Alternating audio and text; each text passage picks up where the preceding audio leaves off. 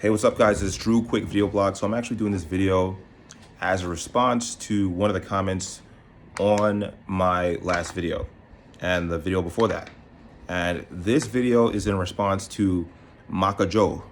That's a cool name, by the way. MaccaJoe. Say that 10 times fast. All jokes aside, let me respond to your comments. I want to respond to your comments because I really just didn't feel like sitting there and typing and getting into this like long drawn out back and forth by writing it down. I just didn't feel like doing that. I felt like making a video response would be better. Okay. So let's address the statements that you made on my page. I think it's important to do that while looking into the camera and just making sure that you understand where I'm coming from. All right. So you said that UBI money will come from the tech industry. So my first question when I hear that is, how exactly does that work? I mean, there are 372 million people in this country.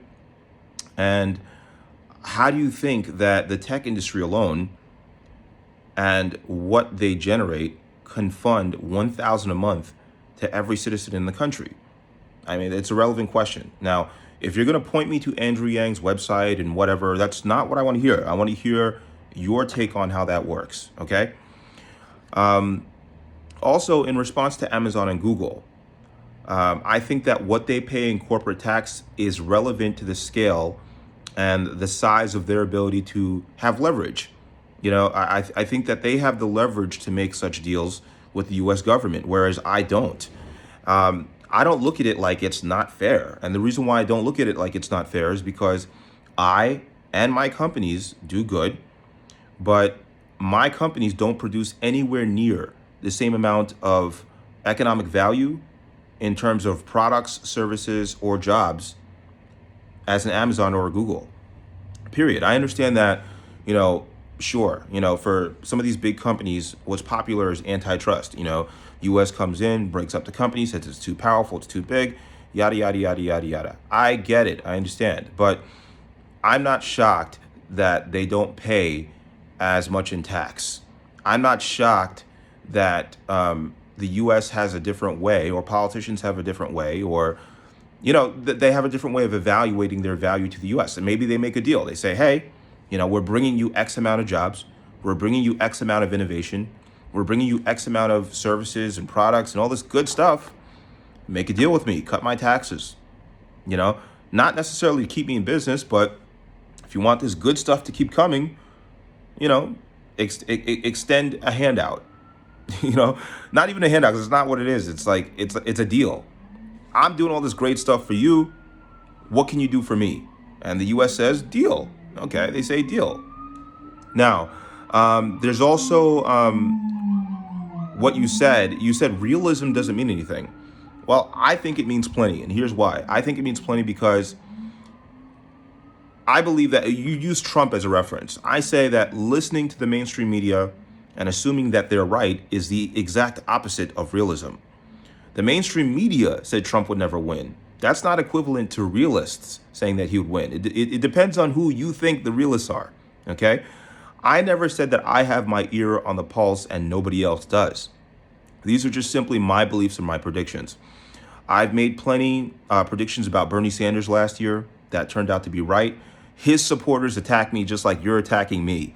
The same, like I said the same thing about Bernie Sanders that I'm saying about Andrew Yang. Not the same exact thing, but I was just saying like it's never going to happen. It's never going to work. And it never happened and it never worked. And here we are again and Bernie Sanders is running. But anyway, let me continue. I made plenty of predictions of Bernie Sanders, but I've also, you said it was bullshit that I've been a supporter of Trump. I've been a supporter of Trump for a very long time. I'm talking about like before I even knew he was running for president. I was a supporter of him I've been a supporter of Trump since I was 16 years old. When I read The Art of the Deal, I read his other books, Think Big and Kick Ass in Business and Life. I've used some of his strategies and some of his mentalities actually to become successful myself. And I'm talking about the good ones, obviously. I don't stiff anybody. I know he's been in trouble before for stiffing vendors. I know he's been in trouble before with bankruptcies and, biting off more than he can chew. I don't execute at Trump's level, okay? But I do execute some of what he taught in his book. Some of the thinking big and some of the taking big risks. I've done that for myself, and it's worked out pretty well.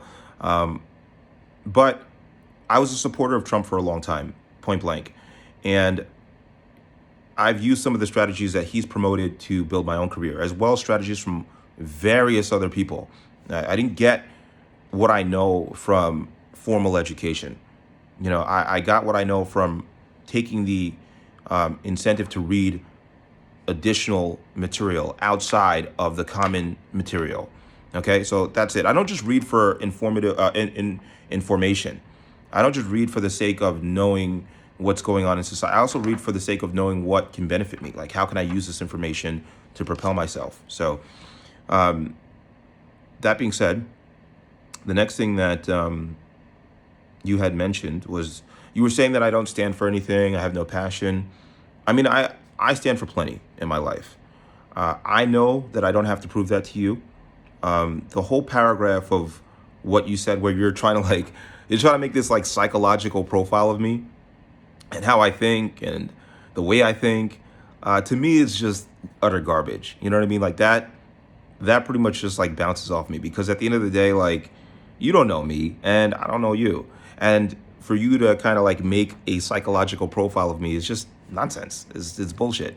You know what I mean? And furthermore, like, if I listened to people like you, like if I listened to like nameless, faceless people like you who just like say bullshit, I wouldn't be anywhere in life. Like, if like, you don't understand, like, while I was trying to come up, like while I was working those low-end jobs, like before when I was a cab driver, before when I was a file clerk, before when I was a door-to-door salesman, before when I worked at Enterprise, before when I worked at all these like companies and I was like the lowest man on the totem pole, there was always a motherfucker like you that was like, you're not gonna do it, you're delusional, you're crazy, you're not gonna make it. And today, a lot of those people, they see where I'm at, because they know me in my personal life. They know I come with it. They see where I'm at and they feel so fucking stupid. So to me, it was just like, you're just like with the statements that you're making, you're just another one of those people. Like, you're one of those people who just like, you say things, but off the internet, you probably can't back up your words. I would bet money on it, and we'll get to that bet later. Okay. So, I'm not ignorant. I'm not misinformed. I'm just really cut from a different cloth. And I think that your attempts at insults, they're not registering here. Okay. Now, economics, you spoke on economics. Economics is actually one of my favorite topics, and not just like macroeconomics, in where you prescribe policy for the entire, for a masses of people. I'm talking about microeconomics, business economics, individual economics. Like, what can an individual do given the economic situation to propel themselves to move forward, right? Okay, so I'm not a fan of Keynesian economics, and I'm not a fan of like high tax, high spend economies. And the reason why I'm not is because I believe that they create ceilings. When you raise taxes, you're taking money from people directly for public services, assuming that those public services are going to evenly be distributed and help people in a beneficial way, in a utilitarian way. That's the word, utilitarian way. The greatest amount of good for the greatest amount of people, which is just false. I've never seen it work out that way. So I've always been a supply sider. I know people are going to say, "Oh, how could you support that?" I've been a supply sider because I believe that when you supply, when you supply products to a system, you supply products to an economy, right? And you provide that opportunity. You create the space for jobs to be created. You create the need for investment. You create, like, it's individuals that create this stuff. Individuals create the need for investors. They create the need for employees. It's not a chicken and egg scenario. Like, it takes a person that is industrious and productive to provide a scenario in which employees are needed. It's not that employees just come after the original structure is built.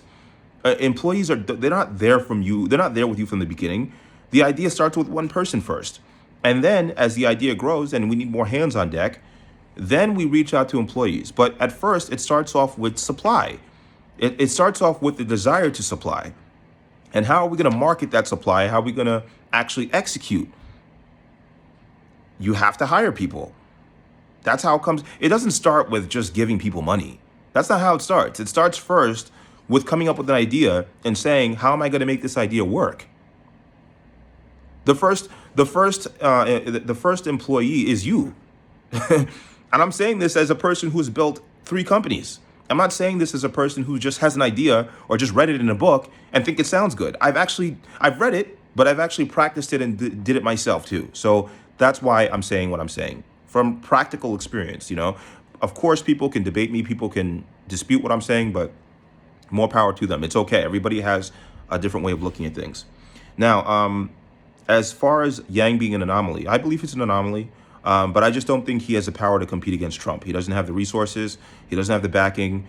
And I just don't believe that he'd be able to stand up to, I don't believe he'd be able to stand up to the establishment or the influences that are against you when you become president. I can elaborate on that if you need me to. But moving on, as far as the wall is being built. As far as Hillary and the others are under investigation. Why do you think they're so desperate to push him out of office? Because they're all under investigation. Now, either way, whether they are or aren't, whether the wall's built or not, I didn't vote for Trump so he could build a wall. And I didn't vote for Hillary. I didn't vote for Trump so Hillary could go to jail. I voted for Trump because part of it was like I wanted him to keep taxes low. And I also voted for him because I wanted him to increase the economic, I wanted him to lower unemployment, increase employment gains. I also wanted him to increase GDP. I just wanted the macro economy to grow based on, efficient policy. I also wanted foreign policy to be more so pro-America and put America first instead of putting other countries first. I didn't like the handouts going to other countries, the foreign aid, that really, I've read up on it. It just ends up as kickbacks or people's bank accounts. It doesn't really go where it's supposed to go. So I didn't like that, so I voted for Trump because of all the changes and so far I think he's doing a pretty good job despite like all the difficulties he's facing from his opposition. As far as the burden of proof, if you read, if you're reading what I say and you read what I said, I acknowledge the burden of proof. I just simply said to you that in order for that proof to be apparent, all I have to wait is for a year to go by. That's it. All I have to do is wait for a year and tell you I told you so. You will receive that proof guaranteed. Andrew Yang is not going to win, okay? Now, there's no defense mechanisms at all. I noticed that you started going down this really weird path of, again, psychologically trying to analyze me. There's no defense mechanisms. I just didn't want to get into a novel for novel debate on my YouTube page. It's annoying to type all that out. It really is. It's so much easier to just wait until after the election and say, I told you so. It really is. All I got to do is wait. These assumptions that something is hurting me inside and that I have some kind of defense mechanism, it makes you sound very weird. And it makes you sound weird as if you're dealing with something in real life that you're projecting onto me. Whoever you really got to say that to in your real life, say that to them because it doesn't apply to me, okay? Now, I think that either way, if you were truly as confident as you pretend to be on the internet, you would accept my bet. Not only may you accept my bet, but you'd post a video in a response. I'm game. It's gonna be the easiest money that you've ever made, and it's only $750. Like, big deal. You know what I mean? No, I could raise it to $1,000. I could raise it to $2,000 if you want. You know what I mean? With documented proof right here. I mean, I could do it. It doesn't matter. I just part of me really enjoys proving people wrong and saying I told you so. It's not like to get on your nerves. It's not to offend. It's fun. I like doing it. So anyway, this is what I meant by I'm a realist. You came on my channel and you talked a whole bunch of shit. But the minute that I actually want to put money behind it, you cop out. What are you scared of? I mean, if you really believe that in your ideas, if you're truly as confident as you pretend to be, and you really believe in your ideas, and you're saying to me, and you're saying like, oh, you're wrong. If you truly believe that, why would you turn down easy money? I said that bet because I wanted to expose the fact that you're not truly about what you say you're about. You're not. You're not, because I'm about it, because I will put money behind my ideas. Will you put money behind your ideas? The answer is clearly no, because you wrote me a whole long paragraph. And the fact of the matter is, like, right, it's easier to talk. It's easier to talk. But once you start putting money behind things, I've noticed this about people. People start backing up because you're not as confident as you're pretending to be. That's just what it is. You know, there's plenty of people like you online who go online and you say all this crap, you say all this stuff. But when it comes to putting real money that you've worked behind your ideas and behind your statements, oh, all of a sudden that shit's too hard, right? Listen, listen, man. I think that, all jokes aside, I value your input, but I would appreciate a response. You know, if you don't want to, that's up to you. But this is my response to your statements, and I hope you enjoyed the video. Peace.